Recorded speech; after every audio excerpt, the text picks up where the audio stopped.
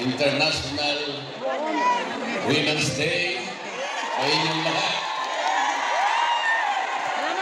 Natatandaan ko po yun, March 8 dapat yung kahapon dahil birthday po yan ng aking kaisa-isang babaeng minahal sa aking buhay.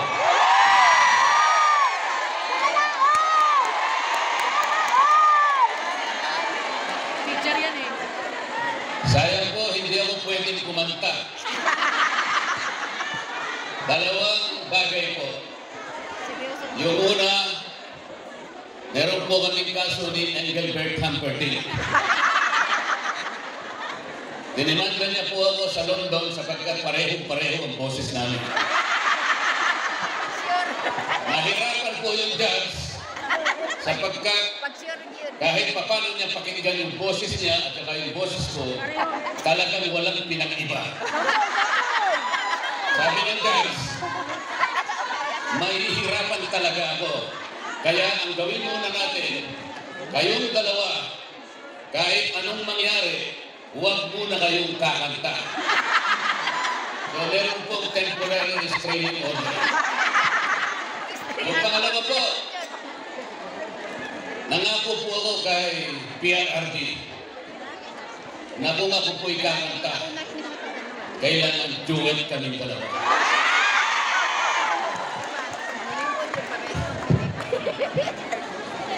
Gusto ko po sana mag-celebrate tayo sapagkat kagaya ng sinabi ko, International Women's Day. Pero paano tayo mag-celebrate kung ang kalagayan po ng ating bansa ngayon ay napakahirap? Napakataas po ng presyo ng bilihin ngayon, lalo-lalo na po ang pagkain. Natanong ko nga po yung isang lugar kamangailan sa Bulacan, magkano na po ba isang kilong bigas ngayon?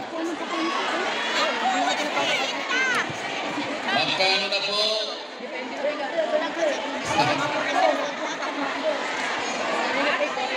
Natupad po ba yung pangako? Hindi! Pati yung hindi natupad. Ang presyo po ba o sinil ng kuryente ngayon ay mababa sa ating bansa? Ngunit ang pangako po ng batas kailangan po maidulot sa lahat ng Pilipino ang kuryente, serbisyo ng kuryente sa murang halaga. Yan po ang pangunahing layunin ng batas na ginawa 24 na taon na nakararaan. Hanggang ngayon, kabaliktaran po ang nangyari. Ang singil po ng kuryente sa ating bansa ngayon ay pinakamataas sa buong Asia. At ang nakakalungkot pa po habang kayo ay nandito, alam po namin kayong lahat ay nagsasakripisyo sa inyong pamilya. Isipin po ninyo, sa pananatili nyo sa ibang bansa, hindi nyo nakakapiling ang inyong mga anak at mga mahal sa buhay. Napakasakit po doon. Ngunit, nagsasakripisyo kayo sapagkat gusto ninyong guminhawa ang kanilang buhay. Ganon din sana ang naisin ng bawat isa sa atin. Sana po'y makabalik kayo sa ating bansa na ang kondisyon ay hindi na ganito. Sapagkat pananagutan po ng Estado na pangalagaan ang lahat ng mamamayan. Ngunit ang nangyari po ngayon, ang katiwalian at korupsyon sa ating bansa ngayon ay lubog na ang ating bansa. Baka hindi po ninyo alam, halos 30% ng pera ng kababayan ay napupunta sa bulsa ng iilan. Ano po ang epekto nito sa atin ngayon? Lalong lumubha po ang kalagayan, kahirapan sa ating bansa. Bumagsak ang kalidad ng edukasyon.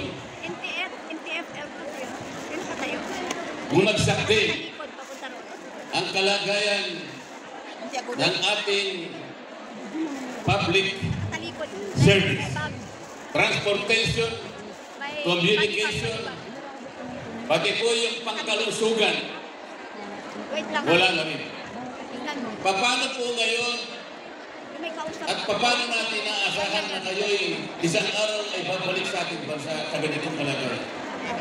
Kailangan po ay pagtulungan natin. Ang una po natin dapat gawin ay pakaingatan natin ang mga boto natin sa susunod na eleksyon. Malapit na po yan. Ayun nga, lumapit. Malapit na po yan.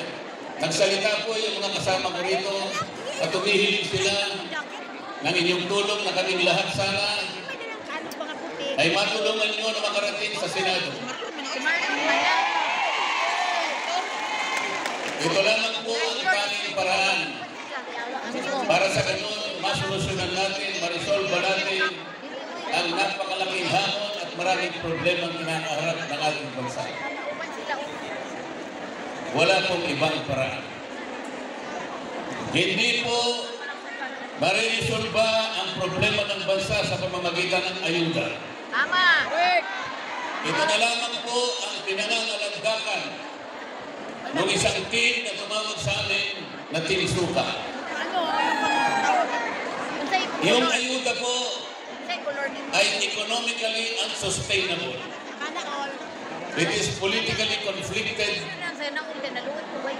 and it is emotionally disturbing. Bakit po?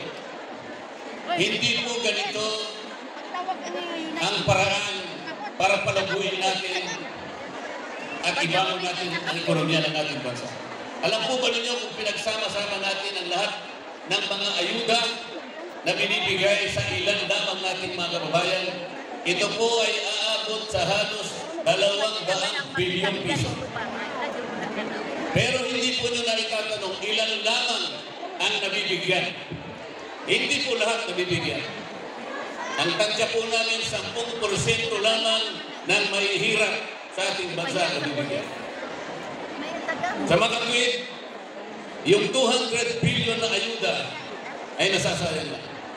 Kailangan po yun ay gamitin para palaguin, para pausbungin ang ekonomiya ng bansa sapagkat dito magmumula ang maraming kalakal, ang paggawan, ang negosyo, at ito po ay mag-generate ng trabaho sa ating mga mamamayan. Dagdag na kita ang kailangan ng ating mamamayan. Yun po ang kailangan, hindi ayuda.